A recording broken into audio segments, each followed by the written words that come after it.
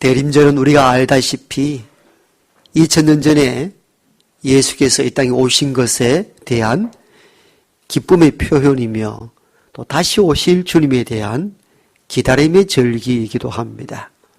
그렇다면은 2000년 전에 육신의 몸을 입고 이 땅에 오신 예수님은 그 오심의 목적이 무엇인가? 우리가 한 번 더 생각하는 절기가 되어야 합니다. 왜 오셨는가? 무엇 때문에 오셨는가? 그냥 성탄절 다가오기 때문에 어떤 한 분의 생일을 기뻐하고 잔치하는 것에 머물지 말고 왜 주님은 낮고 천한 이 땅으로 오셨는가? 그 오심의 목적을 우리가 분명히 깨닫는 것도 대림절기 때에 우리가 해야 될 일들입니다. 오늘 우리가 읽었던 본문은 주께서 이 땅에 오신 목적을 가장 잘 드러내주는 말씀이기도 합니다. 따라서 우리는 오늘 이 본문을 먼저 깊이 이해하고 이 본문을 통하여 주께서 이 땅에 오신 이유와 목적이 무엇인지를 알아가야 합니다. 오늘 내용은 이런 내용이죠. 어느 날 예수님께서 어떤 마을에 오셨다는 소문을 듣고 중풍병자를 4사람이 들것에 메어서 주가 계신 그 집으로 방문을 합니다. 그런데 사람이 얼마나 많은지 혼자 몸으로도 그 무리를 뚫고 주님 앞에 갈 수가 없는 상황입니다. 그러자 이 4사람이 들것에 메인 중풍병자를 지붕 위로 끌어올리고 그리고 주붕에 구멍을 내서 그 침상을 예수님 앞으로 달아내립니다. 이 모습을 보시고 주께서 너의 죄가 사함을 받았다 합니다. 그 이전에 주님은 그 사람들의 일을 보시고 이렇게 표현하죠. 그들의 믿음을 보시고 그렇게 표현합니다. 그들의 믿음이 누구의 믿음입니까? 중풍병자를 4사람이 메고 온 그 사람들의 믿음인 것이죠. 주님은 가끔은 우리의 믿음을 요구하기도 하십니다마는 우리가 어찌할 수 없어 꼼짝도 하지 못할 때에 누군가 그를 위하여 돕는 믿음의 손길들, 그 사람들의 믿음도 보십니다. 굉장히 중요한 내용이잖아요. 그들의 믿음을 보시고 대부분 복음서에서는 여인이여 너의 믿음이 너를 구원했다. 사실 우리 개인의 믿음이 중요한 거예요. 그런데 오늘 본문은 좀 특별한 부분들이 있죠. 그들의 믿음을 보시고 그 중풍병자를 데리고 구멍을 뚫고 내리는 그 4사람의 믿음도 동시에 봤다는 겁니다. 여러분 우리가 자녀들이 애를 먹이고 또 방황하고 방탕한 일을 할 때에 부모님이 눈물 어린 그 기도를 드리잖아요. 하나님은 그 부모의 눈물 어린 기도도 보십니다. 이 귀한 대목, 그들의 믿음을 보시고 주께서 이렇게 선언합니다. 중풍병자야, 너 죄가 사함을 받았다. 여기서 우리가 하나 더 해야 될 질문이 하나 있죠. 중풍병자야, 너의 병이 나았다. 그렇게 하지 아니하시고 너의 죄가 사함을 받았다. 이렇게 말씀합니다. 여러분 중풍병자가 주님 앞에 나올 때 4사람이 또 메고 올 때에 그들이 바랐던 목적이 무엇이었겠습니까? 중풍병이 낫는 거겠죠. 뭐 다른 이유가 있겠습니까? 일생 수족을 움직이지 못해가지고 고통 가운데 산 사람이 왜 주님 앞에 나왔겠습니까? 병을 좀 치료하고자 나온 거겠죠. 그래서 갈망하여 지붕에 구멍을 뚫고 그 정도로 주님 만나기 원해서 내려보냈는데 주님이 입에서 나온 첫 마디 말씀은 너 병이 나았다가 아니고 너 죄가 사함을 받았다는 거예요. 이 사람들이 바라는 것은 병 낫는 것이 원인인데 주님은 병 낫는 것에 대해서 말씀하시지 않고 너의 죄가 사해졌다는 겁니다. 좀 이상하지 않습니까? 그렇잖아요. 그들이 바라고 원하는 걸 줘야 되죠. 왜 그 자리에서 죄가 사해졌다고 이 선포하시는지. 그리고 죄의 사함을 선포했을 때에 예수님도 그 이후에 처지가 어려워지잖아요. 왜? 죄를 사하는 권세는 하나님 한 분밖에 없는데 인간으로 보이는 예수가 어떻게 또 다른 인간의 죄를 사해 줄 수 있단 말입니까? 당시로서는 오해받을 수밖에 없는 일을 지금 하신 거예요. 여러분, 우리 가운데 어떤 특별한 능력이 있다는 어떤 사람이 암흑 이루어 보세요. 다 기도를 해주면서 지금부터 당신의 모든 죄가 사함을 받았습니다. 이렇게 선언하면 어떻게 되겠습니까? 이건 이단의 개수죠. 이단의 개수. 상상할 수 없는 일들이잖아요. 인간의 죄를 사해 줄 수 있는 권세는 하나님만 가지고 계시거든요. 그런데 30대 되는 새파란 젊은 청년 예수가 죄를 사함하는 권세를 막 선포하는 겁니다. 당시로서는 상상할 수 없는 일들이 지금 벌어지고 있는 거예요. 그랬더니 이 일을 들었던 서기관들, 즉 하나님 말씀에 능통하였고 말씀을 늘 필사하였던 서기관이 속을 불불 끓어오르고 있습니다. 바깥으로 표현하지 않았지만도 우리는 누군가 기분 나쁜 소리를 들었을 때에 얼굴 보면 그 느낌을 알잖아요. 저 사람이 상타야. 서기관이 속으로 말합니다. 이는 신성모독이로다. 하나님 한 분 외에 죄를 살 권세가 누구에게 있단 말이냐. 오늘 그 본문이 7절에 나오잖아요. 너 죄가 사해졌다라고 했을 때에 이를 들었던 서기관이 이렇게 속으로 말하죠. 이는 신성모독이로다. 하나님 한 분 외에 누가 죄를 사하겠느냐. 막 분노가 막 침으로 오르는 거예요. 왜? 유대인들은 오직 한 분 하나님만 모시고 살았고 이 하나님만이 인간의 죄를 유일하게 사하는 권세를 가지고 계시는 분으로 알았는데 새파란 젊은 청년 예수가 죄를 막 사함을 선포 막 하는 거예요. 이는 내가 믿는 하나님에 대한 모독으로 보인 거죠.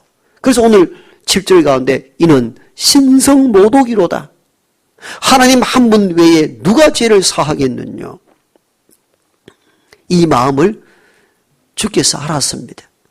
이게 보통 큰 일이 아니라는 것을 알게 된 것이죠. 여러분, 이런 일로 인하여 사실은 예수께서 많은 핍박을 당합니다. 미움을 사기도 하고요. 예수님께서 십자가에 못 박히는데 넘겨준 이들은 주로 유대인들이었는데 같은 유대인이 왜 청년 예수를 십자가에 못 박는데 넘겨주었을까요? 살인 강도했던 사람은 살려두라 하고 예수를 십자가에 못 박으라 했던 이유가 무엇이었겠습니까? 바로 이런 이유가 있었던 것입니다. 우리가 믿는 하나님에 대한 모독 행위를 예수는 했다는 겁니다. 그 결정적인 단서가 오늘 여기 있는 거예요. 어찌 인간이 인간의 죄를 사할 수 있느냐는 겁니다. 그 일을 우리가 믿고 있는 하나님에 대한 모독으로 보인 것이죠. 그러니까 유대인들은 예수를 그렇게 십자가 못 박아 죽이라 했던 이유가 여기 있었습니다. 그들이 보기에는 우리가 믿는 하나님에 대한 모독이었던 것입니다. 그럼 우리는 이런 또 다른 질문을 해야 됩니다. 주님은 당시에 하나님을 믿는 유대인들이 내가 사람에게 죄를 사하는 권세를 선포했을 때에 내가 박해받을 줄을 몰랐을까? 미움 살 줄을 몰랐을까 하는 겁니다. 알았죠. 알고 말고요. 내가 병이 나았다는 것보다 죄를 사했을 때에 사람들이 나를 질시하고 미워하고 박해한다는 사실을 알았습니다. 그래서 그들의 마음을 아시고 주께서 그에게 이렇게 다른 질문을 하게 되죠. 내가 너 죄가 사해졌다는 말과 너의 성을 가지고 집으로 돌아가라는 말 어느 말이 쉽겠느냐 이 질문을 합니다. 쉽게 하면 이런 이야기입니다. 내가 이 중풍병자에게 너의 죄가 사해졌다고 말하는 것과 너의 병이 나았다고 하는 말 중에 어느 말이 쉽겠느냐 그 질문을 던집니다. 이 질문의 의도를 알겠습니까? 주께서 그 병자에게 너의 병이 나았다 하는 것이 훨씬 쉬운 말이라는 겁니다. 왜? 가끔은 병이 고쳐지는 기적도 일어나기도 하고, 또 복음서에 보면 사도들도 바울도 병을 고치기도 하잖아요. 병 고치는 일들은 가끔 일어날 수 있다는 거예요. 그런데 죄를 사하는 권세는 인간에게 아무도 없는 거예요. 오직 하나님 한 분만이 할 수 있는 유일한 권세이고 고난입니다. 그런데 오늘 주님은 뭘 이야기합니까? 병을 치료한다는 선포를 하면 차라리 내가 편했을 것입니다. 그 이야기인 거예요. 그러면 사람이 나를 존중할 것이고, 와, 뛰어난 분이다. 나를 추종하고 따라올 것이고, 그럼 내가 살아가기에 훨씬 편리할 것입니다. 그러나 내가 이 편리한 것을 하지 아니하고 여러분 듣기에 불편한 죄 사함의 권세를 선포한 것은 나에게는 사실 불편한 일들이고 내가 시기 미움을 받을 것이고 박해받는다는 것을 나는 알고 있습니다. 그 이야기인 거예요. 나에게 쉬운 길을 선택했다면 그 중풍병자에게 죄 사함을 받았다 하는 것이 아니라 당신의 병이 나았습니다 하는 말이 나에게는 훨씬 쉬운 말입니다. 이해가 됩니까? 이 말이 이해를 했습니까? 내가 죄를 사하였다 하는 말과 너의 상을 들고 돌아가라, 병이 나았다는 말 중에 어느 것이 쉽겠느냐? 이 질문을 우리들 알아야 됩니다. 내가 여러분들에게 핍박당하지 않고 멸시당하지 않으려면은 그냥 병만 치료하면 됩니다. 이게 나에게는 훨씬 쉬운 일입니다. 그럼에도 불구하고 이 어려운 일, 너희의 죄가 사하여졌다고 하는 이 의도를 이해하시겠습니까? 나에게는 어려운 일임에도 불구하고 내가 이 어려운 일을 알면서도 죄 사함을 선포했던 이유가 있습니다. 그게 뭐냐는 거예요. 그 이유 10절에 바로 주께서 이렇게 말씀합니다. 이는 인자가 땅에서 죄를 사하는 권세가 있는 줄 너희로 알게 하려 하노라. 아멘. 고개를 들고 잘 들으십시오. 이 말씀을 잘 아셔야 돼요. 그래야 주께서 이 땅에 오신 의도와 목적을 알게 되는 거예요. 내가 이 중풍병자에게 당신 병 나았습니다라고 쉽게 말하고 내가 존중받고 살면 나도 편안하다. 그러나 내가 이 병 나았다는 말보다 그 사람에게 당신의 죄가 사하였다고 선포했던 그 이유는 나 예수 그리스도가 죄를 사하는 권세가 있는 줄 여러분들로 알게 하려 하노라. 아멘. 이 대목에서 주께서 이 땅에 오신 이유와 목적을 드러내셨습니다. 내가 이 땅에 오신 궁극적 목적은 사람들에게 먹을 것을 챙겨주고 병든 자를 치료해 주는 것이 궁극적 목적이 아니라는 것입니다. 주께서 이 땅에 오시고서 사람을 만나는 궁극적 목적은 사람이 가지고 있는 죄를 사해 주시기 위하여 이 땅에 오셨다는 것입니다. 주님의 오신 목적이 바로 이 부분이에요. 그런데 오늘 우리는 뭘 요구합니까? 주 앞에서 먹을 것을 구하고 잘 살고 행복하게 누리는 것, 행복을 누리는 것, 다 병이 낫는 것, 다 이걸 추구하잖아요. 그 자체가 나쁘다는 의미는 아닙니다. 주님은 굶주린 자에게 먹을 것을 주시고 병든 자를 치료하시기도 하셨습니다. 그러나 이게 목적이 아니라는 사실을 오늘 본문을 통하여 보여주신 거예요. 병든 자를 치료하는 것이 목적이었다면 너희 병이 나았다라고 하면 끝나는 문제인데 괜히 박해받고 시비를 일으킬 만한 메시지를 전하잖아요. 너희의 죄가 사하여졌다는 겁니다. 내가 이 말을 하기는 매우 불편하고 힘든데 이 말을 한 의도는 10절에 나온 것처럼 이는 인자가 세상에 죄를 사할 권세가 있음을 너희로 알게 하려 하노라. 이게 목적이라는 겁니다. 그런데 저와 여러분들 이 말씀을 들어도 별 감동이 없죠? 예수 앞에 나가면은 잘 먹고 잘 산다. 팔자 고친다더라. 병이 낫는다더라. 아멘? 그럼 좋잖아요. 저도 편안하고 여러분도 얼마나 감동이 됩니까? 그 죄가 사함을 받았다. 뭐 현실은 뭔가 있습니까? 죄가 사함을 받았다면 여러분 현실은 뭔가 변화가 있습니까? 살림 좀 나아졌었습니까? 아니잖아요. 예수 믿으면 복 받습니다. 자녀가 잘 됩니다. 병도 고침을 받습니다. 하시는 사업 번창합니다. 그럼 얼마나 좋습니까? 사실 예수 믿을 때 이런 은혜도 주어지기도 합니다. 이건 파생되는 은혜를 말하는 거예요. 없다는 게 아니에요. 그러나 이게 목적이 아니라는 겁니다. 예수님 오신 목적은 잘 먹고 잘 사고 병도 낫고 이게 궁극적 목적이 아니라는 겁니다. 주님이 이런 은혜를 더불어 주시기도 하시지만도 궁극적 목적은 사실은 저와 여러분이 가지고 있는 죄를 사하여 주시기 위하여 이 땅에 오셨습니다. 그래도 별 감동이 없잖아요. 여러분 아멘 하는 거 보면 알잖아요. 그렇게 큰 감동이 없는 거예요. 왜? 제사함 받는다는 것이 그렇게 실감이 안 되거든, 실제적으로. 예수 믿으면 집도 사고 팔자 꽃이 내리게 하면 눈도 뜨고 귀도 열리는데, 제사함 그게 내게 그렇게 필요하냐는 거예요. 이해가 되는 것은 뭐냐면은, 죄가 우리의 삶을 얼마나 비참하게 하는지를 모르기 때문이에요. 감각이 없기 때문이에요, 실제적으로. 그렇잖아요. 현실에서 뭔가 딱 느껴지는 것이 오면 이게 참 감동스럽다 하는데 제사함 받은 은혜가 얼마나 큰지를 잘 모르는 이유는 내가 죄가 별로 없다거나 죄에 대해 무감각하거나 죄가 가지고 있는 비참함을 사실 우리가 모르기 때문이에요. 그래서 큰 감동이 없는 거예요. 그런데 당시 유대인들에게 있어서의 죄의 문제는 아주 심각한 것이었습니다. 오늘 우리가 갖고 있는 죄에 대한 이 억눌림과는 차원이 달랐습니다. 그들은 인간이 가지고 있는 모든 고통, 질병들이 다 죄로 인하여 오는 결과로 봤습니다. 그러니까 육체의 병을 앓고 있는 사람들은 이중의 고통을 겪었잖아요. 하나는 뭡니까? 육체의 아픔이죠. 여러분 병 가운데 있을 때 얼마나 힘들고 어렵습니까? 거기에 더하여 사람들로부터 손가락이 당하는 것이었습니다. 당신의 그 질병, 죽을 병은 당신이 지은 죄로 인한 하나님의 징계로 받아들인 겁니다. 그러니까 육체의 질병을 앓는 사람은 이중의 고통을 앓고 있는 거예요. 사람들이 조롱거리가 됩니다. 위로가 되어야 되는데 당신 뭔 죄가 있지? 항상 이렇게 나오는 거예요.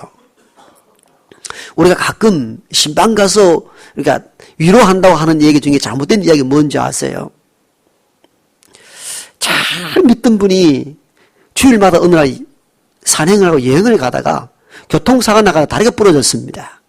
그래가지고 그 집사를 위해서 기도하던 권사님이 병원 신방 가서 그렇게 이야기하죠. 그 봐라. 주일 빠지니까 다리 몽디 안 부럽구나. 그렇게 이야기하는 거예요. 정신 차리라고 한 이야기지만도 그 배경에서 뭐가 있는가 하면은 질병과 사건, 사고의 원인은 죄의 원인으로 본 거예요. 이 습성이 아직 남아있는 거예요. 근데 당시 유대인들에게 이게 아주 크게 자리하고 있었습니다. 특히 나병 환자들은 가장 큰 죄를 지어 하나님께 버림받은 자로 여겼습니다. 낙인 찍혔습니다. 그러니까 그들은 육체의 질병을 앓고 있는 것도 힘든데 부모, 자식, 모든 이웃, 친지로부터 다 죄인 취급받는 것이 너무 고통스러운 거예요. 죄의 비참함이었습니다. 그래서 요한복음 3장에 보면은 베드로와 요한이 성전에 기도하러 갈 때 성전 미문 앞에 구걸하는 안전병인을 만나가지고 은과 금은 내게 없거니와 내가 내게 있는 것을 너에게 주노니 곧 나사렛 예수 그리스도 이름으로 일어나 걸어라 했을 때 그 뻘떡 일어나잖아요. 일어나서 가장 그가 먼저 한 일이 뭡니까? 성전을 향하여 들어가면서 뛰며 하나님을 찬미하였더라.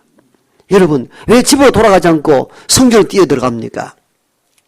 그에게는 아픔이 있었습니다. 안전병으로 태어나서 구걸하는 것도 슬펐지만도 모든 사람이 들어갈 수 있는 성전문을 앞에 두면서도 가서 함께 제사할 수 없는 인간의 버리움 당함, 고통들. 그게 너무 컸던 거예요. 이해가 좀 됩니까? 쉽게 접근해 볼까요? 모든 친구들이 학교를 다 가는데 가난해서 내가 학교를 가지 못하고 집에 있을 때 오는 아픔들, 배우지 못한 분들 있잖아요. 그가 비교할 수 없는 아픔들. 모두가 다 몸이 건강한 사람 하나님 자녀라고 성전 문을 향하여 노래하며 예배하러 들어가는데 불구자인 안전병이는 갈 수가 없는 겁니다. 몸이 불편해서가 아니고 불구자는 죄인 취급 당하기 때문에 성전 문면 앞에서 구원할 수 있대. 그 한 발짝만 걸어갈 수 있는 그 성전 안을 들어갈 수가 없는 거예요. 이게 아픔인 거예요. 그 병이 나자 어떻게 됐습니까? 나도 온전한 하나님의 백성으로 찬양하며 성전을 향하여 들어갔던 겁니다. 이 말은 죄가 그 사람을 억누르고 이 생을 살았던 겁니다. 제가 이렇게 참혹했던 겁니다. 그래서 그들에게 제사함의 은총은 엄청나게 큰 것이었습니다. 오늘 우리가 생각하는 것과 전혀 차원이 달랐던 것이죠. 그리고 그들은 죄의 비참함이 얼마나 무겁고 힘든가를 알았습니다. 그 대표적인 인물이 누굽니까? 다윗입니다. 시편을 읽어보면 다윗이 죄에 억눌려 사는 삶이 얼마나 비참한지를 스스로 이렇게 고백합니다. 내가 죄를 고백하지 않고 입을 다물고 있을 때 뼛속 깊이 사무치는 아픔을 느끼고 온종일 괴로워 신음하였습니다. 낮이고 밤이고 주께서 손으로 나를 짓누르시니 무더운 여름날 과일의 진액이 빠지듯 탈진하게 되었나이다. 쉬운 성경 번역판 시편 32편입니다. 다윗이 죄에 눌려 살아갈 때에 주께서 손으로 나를 짓누르시니 무더운 여름날 과일의 진액이 빠지듯 합니다. 왜요? 왜 이 죄의 고통 속에 신음합니까? 그런 왕이잖아요. 권세 있잖아요. 먹을 것 다 먹을 수가 있죠. 거느리고 싶은 여성 다 거느릴 수 있는 위치에 와 있음에도 불구하고 왜 즐거워하고 기쁨이 없고 주께서 나를 억누르시오니 무더운 여름날 과일이 진액이 빠지듯 한다고 고통스러워하는 이유가 뭡니까? 죄 때문이잖아요. 신하의 아내를 빼앗아오기 위하여 충성스러운 신하를 전쟁이 극심한 현장을 보내어 살인교사에 죽이고 그 아내를 빼앗아오고 난 이후부터 내가 내 근세와 능력으로 세상의 것을 다 가졌음에도 불구하고 그때부터 기쁨이 사라졌습니다. 즐거움이 없었습니다.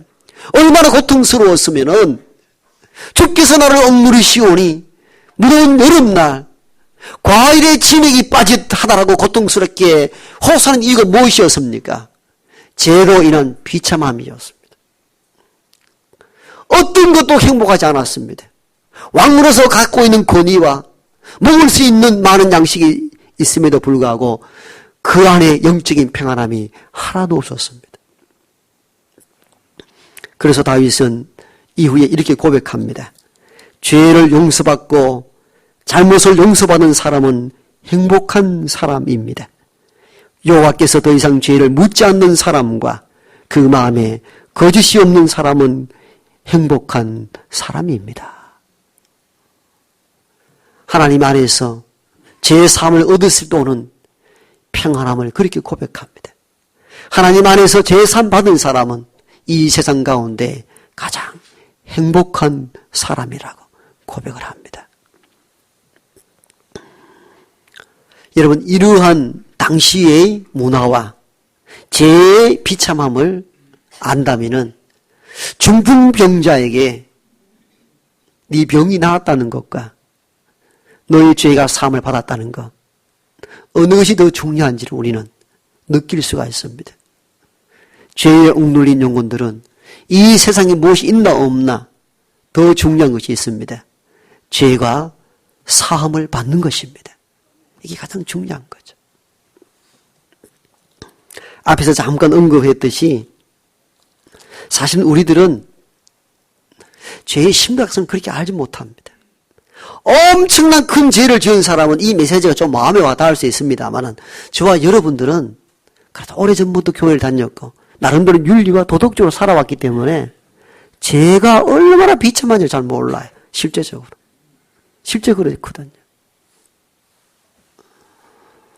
어떤 청년이 목사님을 찾아와서 묻습니다. 목사님, 죄의 무게가 몇 킬로 가까이 될 것 같습니까? 이렇게 묻습니다. 얼마나 무거운지. 그래, 몇 킬로 될 것 같냐고 거꾸로 묻습니다. 그때 청년이 모르겠다고 말합니다. 그때 목사가 그 청년에게 이렇게 이야기합니다.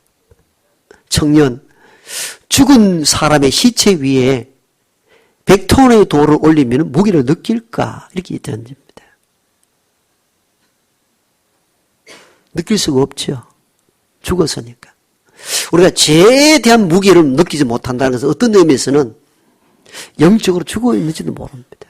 그래, 그게 뼈저리게 와닿질 않죠.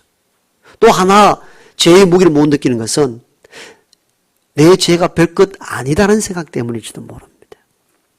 그런데 우리가 보기에는 살인, 강도, 엄청난 죄를 지은 사람은 참 큰 죄를 지었다고 말하죠. 너 회개해야 된다고 말합니다. 근데 일상을 살아가는 우리는 내가 뭘 그렇게 큰 죄를 지었는데요. 그래서 하는 거예요. 그러니까 제3에 대한 은총이 크질 않는 거예요. 죄가 엄청 크다 할 때 제3 받았다면 은혜가 되는데 내가 뭐 멀쩡히 잘 사는데 뭐 내가 뭐 교통신호를 위반했나 누굴 훔쳐왔나 그러는 거죠. 근데 우리가 마음으로 짓는 죄도 얼마나 많습니까? 그래서 사실 하나님 편에서 보면은 엄청난 큰 죄나 작은 죄나 거기서 거긴 거예요. 여러분 생각해 보세요. 높은 우리 대구 시내 앞산에서 대구 시내를 보세요. 2m 되는 사람이나 150 되는 사람이나 어떻습니까? 키가 차이가 납니까 안 납니까? 그냥 똑같은 사람으로 보이는 거예요. 우리가 같은 위치에 서서 보니까 야 엄청 키 크네 엄청 작네 이렇게 표현할 뿐이지 높은 산에서 보면은 2m 되는 사람이나 150 되는 사람이나 거기서 거기인 거예요. 이와 영적 차원에서 눈을 한번 보세요. 하나님은 높은 경지에서 인간을 볼 때에 너 살인 강도했지 너 엄청난 죄구나 너 마음으로 죄 지었구나 아무것도 이게 아니에요. 사실 거기서 거기인 거예요.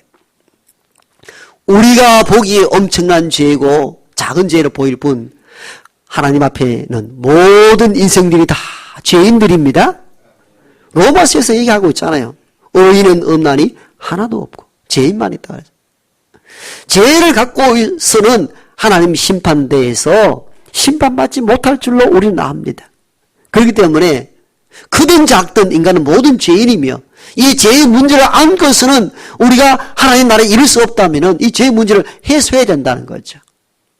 바로 이를 위하여 주께서 이 땅에 오신 것입니다. 우리가 성탄절 기뻐하는 이유가 뭡니까? 왜 기뻐합니까? 우리가 해결할 수 없는 알지 못하고 기억나지 않는 수없이 많은 죄들을 다 사해 주시기 위하여 이 땅에 오셨기 때문에 우리가 기뻐하며 찬양하는 것입니다. 그러므로 우리가 대림절을 보내면서 주께서 이 땅에 오신 그 의도와 목적을 바로 알고 성탄절을 예비하고 기뻐하고 즐거워할 수 있어야 됩니다. 바로 저와 여러분이 가지고 있는 죄를 사해 주시기 위하여 이 땅에 오셨습니다. 주께서 말씀합니다. 영접하는 자 그 이름을 믿는 자에게는 하나님의 자녀가